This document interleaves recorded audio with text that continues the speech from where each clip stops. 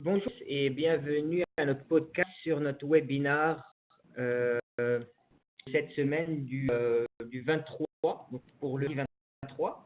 Je vais tout d'abord commencer par présenter Nekendo Solutions avant de parler du sujet d'aujourd'hui, qui est le machine learning appliqué au manufacturier du Québec. Donc Nekendo Solutions, c'est une entreprise de services conseils en technologie de l'information. On a 4 noms d'affaires, donc la division intelligence artificielle, la division DevOps, la division enquête et prévention de fraude, la division gestion et gouvernance des données. La division, toute régie par la même approche, l'approche E.O. C'est tout simplement l'approche efficacité organisationnelle. Donc l'objectif de tous les projets qu'on entame avec nos clients, c'est d'aller chercher de l'efficacité organisationnelle. L'efficacité organisationnelle, ça débouche vers quoi? Ça débouche tout simplement vers des retours sur investissement, vers des projets viables, vers de la rentabilité, que ce soit l'augmentation des revenus, la réduction des coûts, etc., etc. Aujourd'hui, le machine learning est au service du manufacturier. Donc avant de commencer, je vais présenter mon confrère et collègue Mathieu Lirette, ingénieur de formation et qui est des données avec plus d'expérience en optimisation de processus dans le secteur manufacturier. Et c'est surtout la personne qui parle le langage des manufacturiers, donc qui a la capacité de transformer le besoin des manufacturiers en langage mathématique. Abri, donc chef d'équipe, sciences des données, expert en machine learning et spécialiste en solutions d'intelligence artificielle. Nos objectifs aujourd'hui sont clairs. C'est d'abord de découvrir puis d'explorer. De découvrir comment le machine learning s'applique aux manufacturiers du Québec et ce, à travers des cas concrets et des applications dans le secteur industriel. Par la suite, d'explorer des solutions qui s'offrent à vous pour améliorer le rendement de votre entreprise grâce aux données. Donc, explorer des solutions qui permettent d'aller chercher de l'efficacité organisationnelle, qui permettent d'avoir des retours sur investissement. Avant de rentrer dans le vif du sujet, on va mettre en contexte les choses et parler de la transition. Les technologies de l'information chez les manufacturiers et les industriels, que ce soit au Québec ou à travers toute la planète, c'est qu'à jour d'aujourd'hui, on est sur une architecture d'automatisation en 5 niveaux, AC, SCADA, MES, ERP.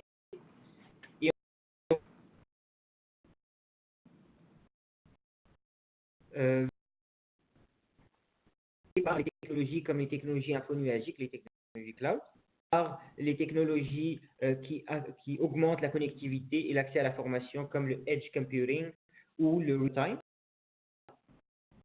ainsi de traitement de données de masse, technologie data, et permet l'émergence d'un nouveau concept, de nouvelles technologies qui sont les technologies IoT et plus spécifiquement dans le domaine du manufacturing, les technologies IT industrielle, donc Industrial Internet of Things. La transition-là des TI, on a le concept d'analytique.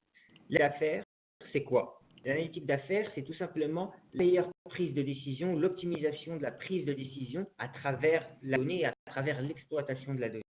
Il y a eu plusieurs cycles d'évolution et ceux de l'émergence de différentes technologies au fil du temps, depuis plus de 50 ans, par les technologies spreadsheet, suivi des technologies BI, suivi des technologies data mining, machine learning, big data, IoT, AI.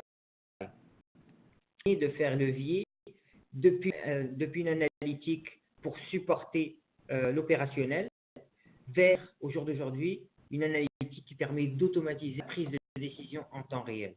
Donc, automatiser la prise de décision en temps réel, c'est vraiment ce qu'on cherche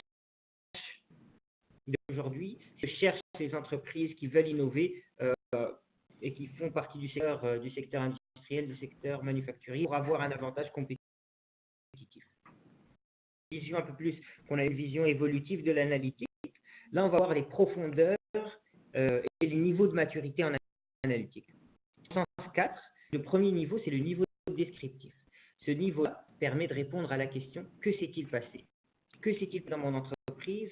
Que passe-t-il à un moment précis dans mon entreprise d'affaires, dans mon usine, dans la machine, et ça passe par des rapports et par le niveau diagnostic.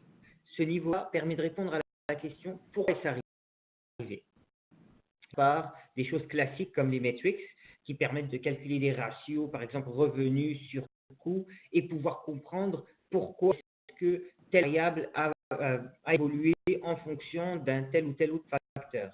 Et ça passe par de la statistique descriptive, l'exploration de données et des méthodes. Le niveau prédictif. Le niveau prédictif permet de répondre à la question que va-t-il arriver?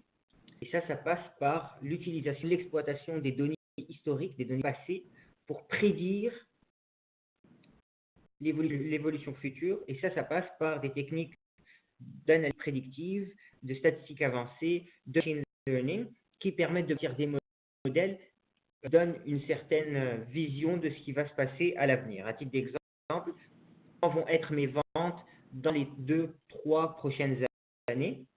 Évoluer la demande, va être la demande les 2-3 prochaines années? Quels vont être les clients qui vont nous quitter dans les 6 prochains mois? Quelles vont être les machines qui vont en panne dans les 2 prochains jours, dans la semaine prochaine, etc., etc. Par le niveau prescriptif permet de répondre à la question comment s'assurer que cela arrive. Et ça passe par des techniques d'optimisation mathématique, donc des techniques avancées, du machine learning, et permettent, à titre d'exemple, d'optimiser le trajet routier pour 2000 véhicules, ou 1000 véhicules, ou 100 véhicules, à travers une zone géographique bien spécifique. Ça peut aussi permettre d'optimiser les chaînes de production, d'optimiser les plages horaires, et ainsi de suite. Donc ça, 4 niveaux et chacune représente une valeur en plus en termes de valeur ajoutée pour l'entreprise. Là, pendant un bref moment, la parole à mon collègue Mathieu, qui va nous parler de ce dessin. Merci beaucoup, Mohamed. Je prends la parole quelques secondes, le temps de nous surprendre avec ce dessin-là qui a été conçu et réalisé par mon propre neveu, Xavier, à l'âge de 2 ans. Et pourquoi je vous parle de ces dessins à lui, c'est que on parle souvent, on entend souvent parler de machine learning, d'apprentissage machine, mais on n'entend pas souvent beaucoup d'exemples à savoir comment est-ce que les machines apprennent. Comment est-ce qu'elles sont en mesure de faire des apprentissages sur ce qui les entoure. Alors, j'ai simplement voulu faire une analogie avec mon neveu, qui n'est pas une machine, mais qui quand même peut nous éclairer un peu sur comment les machines apprennent également. Alors, de 2 ans, vous regardez les images autour de vous, vous avez vos parents qui dessinent, vous voyez des livres avec des dessins, tout ça, et vous êtes en mesure de voir que prennent un crayon et utilisent les taches d'encre, ce qu'on voit, les taches d'encre noires qui représentent un certain concept sur une feuille de papier, pour passer un certain concept et ça mérite une certaine couleur.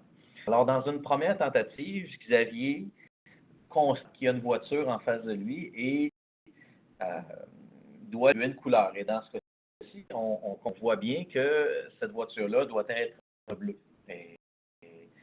Et l'enfant va faire, une fois qu'il a terminé son dessin, va comparer avec le dessin de ses parents, avec ce qu'il voit, et voir un peu c'est quoi les différences, qu'est-ce qu'on peut faire comme ajustement pour avoir un dessin un petit peu meilleur à la prochaine fois, et puis tout ça. Et la suivante, je te demanderai, Mohamed, de nous montrer le deuxième dessin de Xavier. On peut voir dans ce dessin-là, justement, que Xavier a pu constater que le pare-choc avant, les phares méritaient une couleur rouge, les yeux de la voiture, ou ce qui semble être grise, méritait une couleur noire. Et des ajustements comme ça, mais on conserve également nos acquis qui, à ce moment-ci, étaient la couleur bleue de la voiture. Alors, Mohamed, je te remets la parole. Nous, comment ça se traduit justement dans l'apprentissage machine? Comment on peut faire l'analogie? Mathieu, l'analogie vient du fait que le cheminement de l'apprentissage d'une machine est assez similaire à l'apprentissage des humains. L'idée est qu'à partir et à travers des itérations, l'objectif est de réduire la marge d'erreur, de réduire les bouts qui sont à côté pour permettre d'avoir une meilleure précision et gagner en efficacité au travers de plusieurs itérations. Et ça s'applique dans un contexte d'analytique prédictive, mais encore plus, ça a la capacité de s'appliquer dans tous les concepts qui touchent au machine learning, donc à l'apprentissage machine. Pourquoi est-ce que l'apprentissage machine est si important et si en vogue aujourd'hui? Parce que ça permet de gagner efficacité au niveau de l'ingénierie, de la façon dont on code les choses. Donc, on lui montrer à la machine comment faire les choses, on lui apprend à apprendre, et ce, vers des itérations. Maintenant qu'on a essayé d'expliquer rapidement d'où vient le concept de machine learning, puis qu'on a parlé d'analytique, maintenant on va parler de bénéfices, et surtout des bénéfices recherchés par les manufacturiers. Pour les manufacturiers américains investissent dans les technologies analytiques avancées, dans les technologies analytiques prédictives, dans le machine learning. Tout d'abord, ils investissent de l'argent pour augmenter leurs revenus, pour augmenter la satisfaction client, puis pour augmenter la qualité des produits à 11%. Ça, c'est le. Mais on voit bien qu'à travers le graphique, que si les manufacturiers investissent l'argent du temps dans ces technologies, c'est pour différentes raisons, tout dépendant surtout de leurs besoins et des pains qu'ils ont dans leur entreprise. Si c'est un problème de chaîne d'approvisionnement, ils vont aller chercher à travers ces techniques d'analytique prédictive à optimiser leur chaîne d'approvisionnement. Et ça montre à quel point les bénéfices potentiels de ces technologies sont très variés. Pour info, le graphique vient d'un sondage qui a été mené par Digital Analytics Association et qui date de 2016-2017.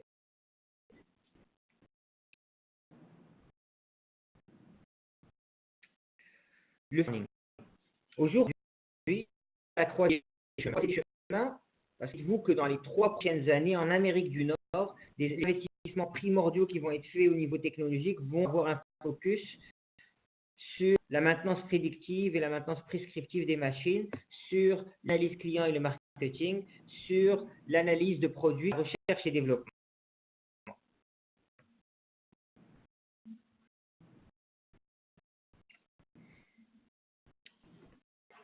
C'est de voir aussi comment vont évoluer sur les 5 prochaines années les différentes technologies que que les manufacturiers utilisent déjà, ou, à titre d'exemple, les technologies spreadsheet vont perdre jusqu'à 30% du marché. À l'inverse, technologies comme les technologies d'analytique prédictive ou les outils d'analytique prédictive faire un bond d'environ 40%. Pour les technologies d'intelligence artificielle, donc un peu plus de 20% en plus. Et les packages statistiques vont rester plus ou moins constants. Les packages statistiques, c'est toute la statistique de base, mais aussi les techniques statistiques qui permettent de faire des forecasts, etc. Industriel. Donc là, notre objectif, c'est de passer dans des exemples concrets pour découvrir à travers des exemples concrets comment est-ce que ça s'applique en entreprise, comment est-ce que ça s'applique chez les manufacturiers. Et là, je vais laisser la parole à mon collègue Mathieu qui va vous expliquer ça en détail. Oui, merci. Merci de me laisser la parole et de me laisser le contrôle également total des slides. Je vais faire ça immédiatement. Merci beaucoup. Effectivement, on va parler de cas concrets. On a parlé du futur du machine learning. Maintenant, on a un peu du présent. Qu'est-ce qui se fait présentement en analyse prédictive, en machine learning? Et je vais donner une série d'exemples dans quelques thèmes différents. Et dans la première thématique que je vais aborder avec vous, c'est la gestion de problèmes. Vous vous souvenez, tout à l'heure, Mohamed nous a présenté le graphique de coût de valeur d'analytique. Là, on commence par le descriptif, ensuite on allait au diagnostic et au prédictif et au prescriptif. Dans la solution de problème, vous comprendrez que et l'amélioration continue, on servait du machine learning pour nous aider à vraiment poser des bons diagnostics, à être capable de répondre à la question pourquoi un tel événement s'est produit, comment on peut comprendre mieux ce qui s'est passé pour faire en sorte finalement que c'est plus jamais dans le cas d'un problème ou qu'on puisse améliorer dans le cas d'une initiative d'amélioration continue. Et moi, j'ai passé une bonne partie de ma carrière dans l'industrie de la microélectronique. Et je vais vous présenter un exemple de problématique qu'on a vécue à l'époque avec cette image-ci, qui est une image de section de microprocesseurs à l'intérieur. C'est une image en rayon X en 3 dimensions. Et on peut constater en plein milieu d'image, là, vous avez une espèce de petit bourrelet qui crée un court-circuit entre deux connexions. Ça, vous pouvez vous imaginer que ça fait en sorte que le microprocesseur ne fonctionne plus. Et c'est détecté, évidemment, très tard dans le procédé de fabrication. Il y a probablement une trentaine d'opérations différentes pour un microprocesseur, des milliers d'outils de fabrication, des dizaines d'équipes qui ont travaillé sur différentes étapes du procédé. Et c'est vraiment difficile d'essayer de pointer là sur la vraie cause. Surtout quand on a plusieurs, quand un genre de problème comme ça affecte une population importante là, de la production. Et, typiquement, ce qui se fait dans l'industrie, il y a 2 écoles de pensée. Il y a celle qui est le problème et il y a celle qui, comme on le voit dans la slide présentement, utilise un poisson ou précisément les arêtes de ce poisson-là, qui est les diamètres des chats qu'on peut constater ici même. C'est simplement un outil qui permet de réfléchir et de faire une liste plus exhaustive possible de quelles hypothèses de cause de mon problème. On peut en termes de machine. Qu'est-ce qui, à l'intérieur de ma machine, pourrait causer mon problème? Qu'est-ce qui, derrière de la main-d'œuvre, pourrait causer mon problème? Qui, par rapport à mon milieu ou mes matières premières, pourrait être une cause? Parce qu'un problème, souvent, a plusieurs causes concurrentes. C'est juste une chose qui explique le problème. Souvent, un pattern où il y a une combinaison de causes.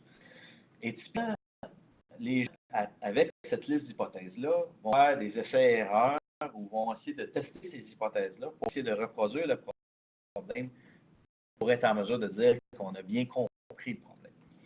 Et ça peut prendre voire des mois, puis là, ça s'écoule d'autant plus longuement quand on a un client qui tape du pied et qui attend ses livraisons de pièces.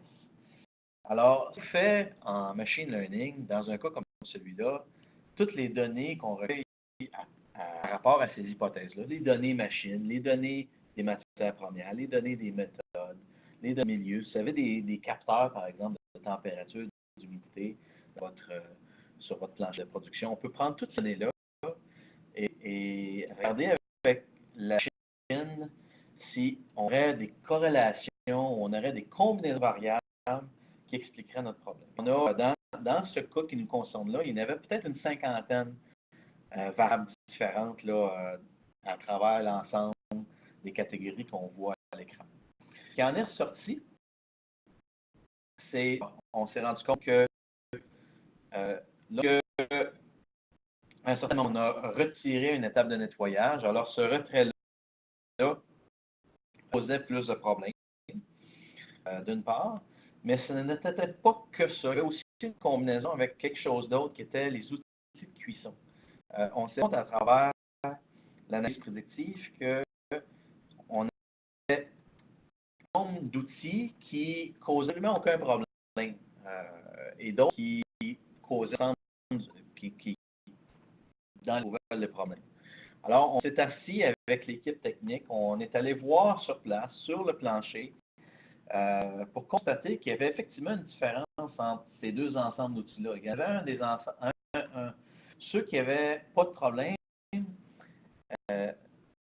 n'avaient pas de l'épais sur leur ce qui faisait en sorte que l'évacuation de l'air à l'intérieur des des fours se faisaient beaucoup mieux et évacuaient ainsi des contaminations qui pourraient survenir.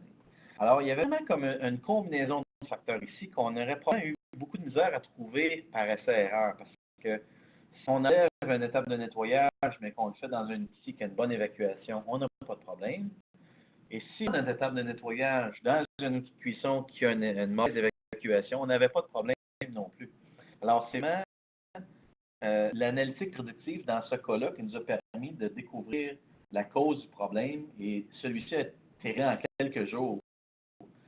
Puis on aurait probablement pu prendre des semaines puis des mois, comme je disais tantôt.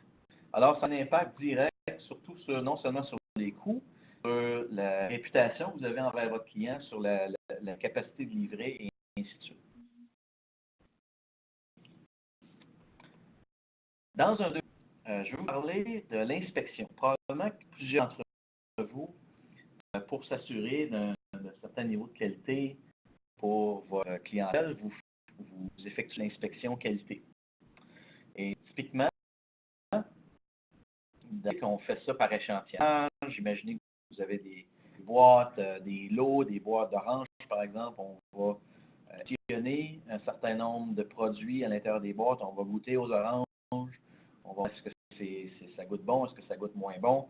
Et selon le résultat de cette inspection-là, si on a des mauvais résultats, on va revenir en arrière et on va réinspecter la totalité de la boîte, la totalité du lot, pour se retirer tout ce qui est mauvais. On exerce super bon avec les oranges parce que ça fait une inspection destructive, mais une inspection visuelle qui ne ferait pas ça, on sera en mesure de le faire et envoyer toutes les bonnes pièces restantes, ainsi l'ensemble des autres lots. En ce cas-ci, ça vous offre un certain niveau de qualité, mais ça vous oblige, d'une certaine façon, à inspecter de tous les lots, 100% de toutes vos de production pour être certain qu'il n'y a pas de problème. Mais quand on y pense, l'analyse productive, c'est d'être capable de prédire ça sera la qualité de mon lot avant même que je fasse l'inspection. En outre, les données qu'on a à portée de main. Et l'exemple que je vais vous présenter, c'est celui de Daimler en Allemagne, qui fabrique des têtes de cylindres. Et vous pouvez vous imaginer aussi que c'est quelque chose qui demande énormément de précision. L'inspection sur ces têtes de cylindres-là demande des outils très spécialisés de rayons X et tout ça. S'assurer qu'il faut fêlure ou qui pourrait mettre en compromis la qualité de ces pièces-là.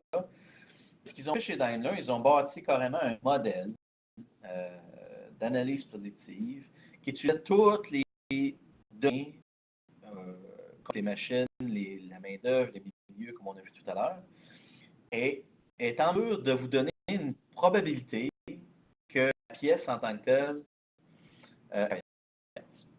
alors, on va de cette probabilité-là de plusieurs façons. De un, si la probabilité est telle qu'on pense qu'on va avoir un problème, bien on n'a pas besoin d'inspecter, on sait qu'il y aura un problème.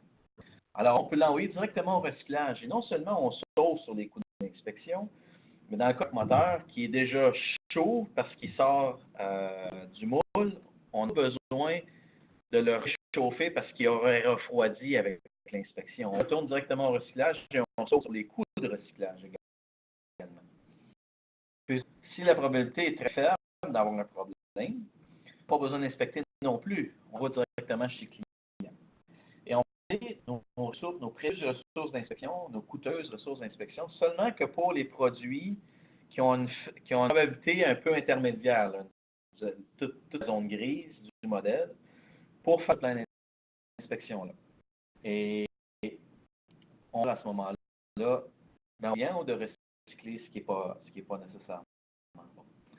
Alors, à travers ce programme-là, c'est qu'ils ont été capables d'augmenter de 25% leur productivité, de réduire de 50% le temps d'introduction d'un nouveau produit, ce qui n'est pas négligeable. Et au prochain thème, je vais vous parler aussi d'un cas qui est de l'inspection visuelle qui n'est pas nécessairement évidente à la première vue. Imaginez que vous êtes un de croissants. Vous êtes un boulanger, vous avez des bons croissants, vous avez des mauvais croissants de temps en temps. Et ça, c'est critères qui différencient un bon d'un mauvais croissant, c'est quand même assez subjectif. C'est pas facilement mesurable comme par exemple un poids ou un gabarit quelconque. Ça dépend de la forme, ça dépend est-ce que le croissant est bien doré, est-ce qu'il est brûlé, quoi que ce soit, la couleur. Et bien souvent, on a besoin de main pour faire ces inspections-là. Alors, avec les technologies de reconnaissance d'image, on peut entraîner une machine à reconnaître les bons et croissants. On lui envoie un grand nombre d'exemples de bons et de mauvais croissants, lui disant à la machine, oui, 100 000 images de bons croissants, voici 100 000 images de mauvais croissants, après la différence. Et les PC en recherche nous permettent de vraiment être en mesure de le faire. Et on peut envisager mettre la machine à la caméra qui puisse prendre des images des croissants pour le tri automatique des croissants, quitte à ce que ce soit révisé par la suite par l'inspecteur, un pré-triage, par exemple. Et ça sauve beaucoup de main-d'œuvre et ça permet de mettre cette main-d'œuvre-là aussi à des valeurs plus ajoutées dans votre organisation.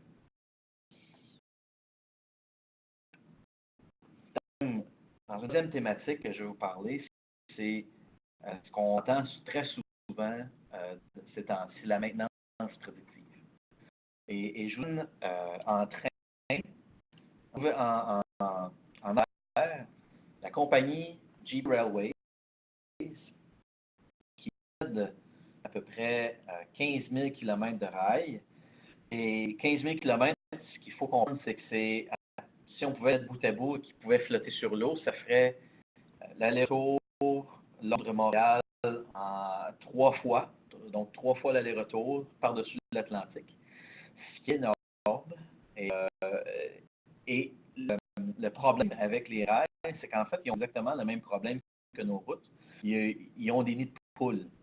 Il peut y avoir des dépressions sous les rails qui font en sorte que lorsqu'un wagon part dessus, ça peut endommager les rails, ça peut endommager les wagons, s'il y a des risques de sécurité, et ça peut aussi occasionner des retards, ce genre de choses comme ça. Et quand 15 000 km de rails, c'est impossible de tout surveiller. On peut se promener avec un pick-up et l'outil d'inspection et tout ça, mais on peut pas payer le luxe de tout inspecter. C'est absolument impossible. Et on est posé avec le fait que les risques de bris et des risques de retard en tout temps dans ces situations-là. Alors, ce que la Cour a décidé de faire, c'est des capteurs sur l'ensemble de ces outils qui passent sur l'ensemble des 15 000 km. On a tous les wagons peuvent être équipés de capteurs d'accélération qui sont de moins en moins chers, soit dit en passant. Et ces capteurs-là génèrent des données, peuvent générer des données en tout temps. Et ils ont trouvé un modèle en sachant d'avance, en ayant un jeu de données par des vrais problèmes. Ils ont capable de reconnaître c'est quoi le pattern du capteur d'accélération sur ces dépressions-là, sur ces nids de poules-là. Et en reconnaissant les patterns, ils sont en mesure, en réel et en tout temps, de pouvoir déterminer où exactement il y a un problème de dépression dans les rails. Et ça permet à la compagnie de dépêcher les équipes techniques le plus rapidement possible au bon moment pour réparer avant même qu'il y ait un problème de wagons, de rails, et ainsi de suite. On vient prévenir ces problèmes-là en les ayant prédits d'une certaine façon. Alors, ces fils, évidemment, vous aurez compris qu'on réduit carrément les coûts de maintenance au lieu de promener comme ça au hasard sur les rails, on est capable d'être beaucoup plus sélectif. Donc, on fait avec beaucoup moins de ressources, on est capable de faire le même travail. Et on va réduire les pannes parce qu'on va mieux identifier les risques de panne. On va avoir moins de maintenance en général. On a une meilleure durée de vie de l'équipement. On va avoir une sécurité pour les employés. Tout ça découle de la même chose. Il faut penser aussi aux impacts environnementaux. Il y a moins d'incidents qui peuvent se produire. Et si on est capable de prédire exactement quand est-ce qu'on aura un problème, on peut également faire une meilleure gestion des rechanges. C'est pas juste une question des ressources humaines, mais une question aussi des ressources matérielles qu'on a besoin pour faire nos maintenances. Donc, on peut pouvoir commander la pièce à l'avance quand on sait qu'on va en avoir besoin, plutôt que de tomber en panne puis d'être obligé d'attendre que la pièce de rechange arrive par avion, puis d'être complètement immunis pendant ce temps-là. Alors, je fais le tour des applications concrètes d'aujourd'hui. Je remets la parole à Mohamed qui va vous parler maintenant de simulation. Alors, à toi, Mohamed. Merci beaucoup, Mathieu. De ma part, j'ai monté, avec un collègue qui est absent, François Lambert, une simulation sur un outil de Nekando. L'outil qui a propriété Nekando s'appelle Synchro. Et cette question tombe en plein dans ce dont on a parlé au début au niveau de l'analytique et des différents leviers d'analytique. Et le dernier levier, le levier en cours, c'est le levier de la plateforme pour automatiser la prévision en temps réel. Et c'est ce que fait Synchro. Synchro permet d'automatiser en partie la prise de décision en temps réel en prenant en considération des inputs, donc data, de différentes natures, en série temporelle bien sûr, que ce soit des données opérationnelles, des données ERP, des données IoT, des données de masse, des données de log, bonifiées grâce à des techniques d'analytique avancée, d'analytique prédictive, d'analytique prescriptive, mais aussi de reporting et d'alerte. En soi, l'outil utilise les données de différentes sources, donc l'importance à la nature de la donnée, peut consommer la donnée quelle qu'elle soit, tant qu'elle est sous forme de série temporelle. Et l'outil Synchro capture jusqu'à 200 000 updates métriques par seconde par serveur. Ce qui est important en termes de données, et c'est pour ça qu'on parle de volumétrie et de données de masse, donc de volumétrie importante pour l'outil. Ce qu'on a préparé, c'est un petit cas d'étude de l'utilisation potentielle de Synchro, et c'est dans le cadre d'une mine de charbon. Plus que mine de charbon, pour ceux qui sont habitués, qui viennent du secteur minier / industriel, que les mines de charbon sont sujets à plusieurs menaces, y compris les explosions potentielles de méthane. Pourquoi les explosions de méthane? Parce que lorsque la machine qu'on voit à droite, c'est-à-dire le cutter loader, donc couper le méthane, qui va couper le charbon, pardon, et charger le charbon, lorsqu'elle découpe, cette découpe de charbon peut générer des émissions de méthane. Et ces émanations de méthane cumulées, à un certain moment, peuvent créer des incidents comme des explosions potentielles, et menacer la sécurité du site ou menacer la sécurité des mineurs. Pour éviter ça, l'entreprise a mis en place des capteurs de pression, des capteurs de température, des capteurs de méthane, mais cette solution est seulement réactive. Grâce à Synchro et les modules d'apprentissage machine, simulation, on a la capacité de détecter 10 000 avances ou les situations à risque d'explosion de méthane. Là, on voit sur l'outil Synchro le schéma de mine avec la mise à jour à la seconde, à la nanoseconde, en fait, tout dépendamment de la précision du sensor, les updates des différents capteurs. Et ici, on voit la machine en question. L'outil, par la suite, en bas, nous présente la probabilité ou les alertes par au risque potentiel d'explosion de méthane ou des situations à risque. Et l'outil peut aller loin parce qu'on a la capacité de pouvoir renvoyer potentiellement des rétroactions à qui? Des rétroactions automatisées à la machine pour ralentir la vitesse ou à la maintenir si la situation est une situation dans les 10 prochaines minutes qui est considérée comme normale, ou si la situation est à risque dans les 10 prochaines minutes, ralentir, voire arrêter la machine. Et ça, il s'agit à ce moment-là du concept dont on a parlé tout à l'heure, c'est-à-dire analytique dans un contexte d'automatisation de la prise de décision en temps réel. Et en résultat, ce que ça permet de faire dans une étude comme celui-là, c'est que ça permet d'augmenter la sécurité du site, dans lesquelles on est moins à même d'avoir des situations où les mineurs sont encore sur site et qu'il y a des émanations toxiques importantes de méthane. Ça permet d'augmenter la productivité.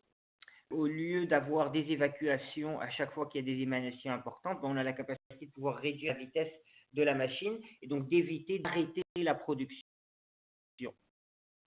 Et réduire les coûts d'opération parce que tout simplement, le matériel ne se détériore pas parce qu'on a moins d'explosions grâce à ces techniques-là. Et aussi d'optimiser tout ce qui est en lien avec la sécurité du site et donc automatiquement de réduire les coûts d'opération. Et pour finir, ce que ça permet un peu au niveau de la façon de penser les choses, ce que ça permet de faire avant tout, c'est de prédire les risques au lieu de les subir. Ça, c'est un concept important parce que ça vient mettre en place une logique de proactivité au lieu d'avoir une logique de réactivité au problème. Beaucoup de manufacturiers d'industriels sont dans une logique de réactivité parce qu'il y a un concept dans lequel on se dit je dois me réveiller à 2 heures du matin pour régler tel ou tel problème qui vient d'arriver, alors que grâce à l'analytique prédictive, grâce au machine learning, on a la capacité de pouvoir, à certaines mesures, prédire les problèmes avant qu'ils n'arrivent. Donc là, on a passé les cas concrets, on a découvert les cas concrets ensemble, on a essayé d'expliquer ce qu'est le machine learning, ce qu'est l'analytique prédictive, la valeur ajoutée pour les entreprises, la situation actuelle du marché. Maintenant, le réaliste, on va parler des défis. Les défis pour l'industrie manufacturière se résument en 3 choses. Dans le texte machine learning, bien sûr, encore une fois, le défi du cas d'affaires. Donc, le business case, pour 60% des gestionnaires et responsables qui travaillent et manufacturiers ont de la difficulté à bâtir un business case qui soit solide, défendre les projets en machine learning ou en analytique.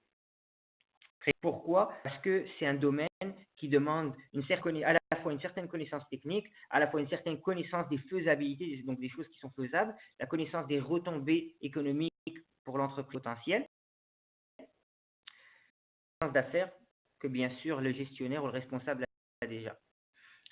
Par la suite, en compétences, on a un écart de compétences parce que seulement 22% des leaders trouvent les bonnes compétences en sciences des données, les ressources en sciences des données, et ce, de façon générale. Donc, quelle que soit l'industrie, que ce soit manufacturier, bancaire ou autre, ont de la difficulté à trouver les talents dans ce domaine-là. Ça rend plus difficile de passer l'initiative à un projet concret, à un projet réalisable en sciences des données. Et pour finir, on a un projet qui demande une action multidisciplinaire, donc une action unilatérale de plusieurs départements, de plusieurs lignes d'affaires et TI en même temps. Et ça, cette élaboration commune peut des fois engendrer de la difficulté à faire avancer le projet à une vitesse convenable. Donc là, nous ayons conscience de ces défis-là qui touchent l'industrie manufacturière, on a un accompagnement très spécifique qui est et qui prend en considération une méthodologie de travail, donc la méthodologie Nekendo, qui permet de faire levier sur toutes les technologies d'intelligence artificielle et de machine learning et d'analytique avancée. On a aussi une approche, donc notre accompagnement, c'est aussi une approche à travers 3 ateliers animés par nos experts et des séances consultatives pour auditer les données, analyser la viabilité des projets et leur potentiel retour sur investissement. Parce qu'on ne veut pas d'argent dans des projets qui ne sont pas rentables, qui ne sont pas faisables, mais dans des projets où il y a des potentiels débouchés, où les probabilités de succès sont conséquentes. Et pour finir, c'est des livrables à travers une étude de viabilité, à travers du matériel réutilisable, mais aussi des recommandations sur la démarche à adopter pour faire de votre projet une success story. Donc ça va être pour cette conférence. Je remercie tout d'abord Mathieu, mon collègue. Merci. pouvoir vous remercier de votre attention. Puis si vous avez des questions, n'hésitez pas à nous envoyer un email, puis il nous fera plaisir de pouvoir y répondre. J'espère vous voir dans d'autres webinaires. Et pour ça, on a bien d'entendre de vos défis et de vos opportunités d'un futur approché. À la prochaine.